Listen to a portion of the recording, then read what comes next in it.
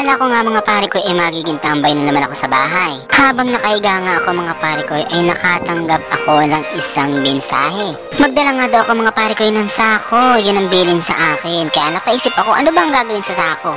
Kaya naman mga pare ko nagdala nga ako ng sako. Habang naglalakad nga ako ay napaisip ako ano nga bang gagawin sa sako. Baka mamaya isa-salvage na pala ako, hindi ko pa alam. Nakarating na nga ako mga pare ko sa lugar na aming pupuntahan at yung pinagbilinan ng sako. Mga pare ko mukhang alam ko na kung ano ang gagawin sa sako. Mukhang mali yata ang iniisip ko Eto lang naman mga pare ko yung lugar kung saan maraming bunga ang lansones at rambutan. Kung ano-ano pang mga prutas ang meron dito mga pare ko Sama na rin natin mga pare ko ang laman ng fish pan na inyong nakikita. Sari-saring isda at meron ding mga goldfish. Ngayon nga mga pare ko ay alam ko na kung ano ang kahulugan ng sako at kung bakit pinapadala ang sako. Malayo pa nga lang mga pare ko ay nakikita ko na kung ano ang kanilang ginagawa at alam ko nang dito rin ako mabubusog sa bunga.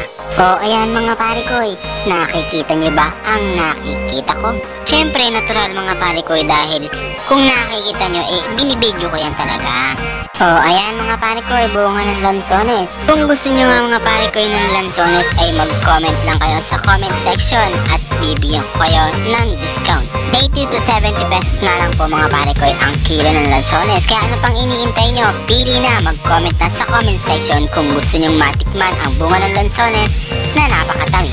Dahil nga mga pare ko ako mismo ang naka-experience kung gaano katamis ang bunga ng lansones.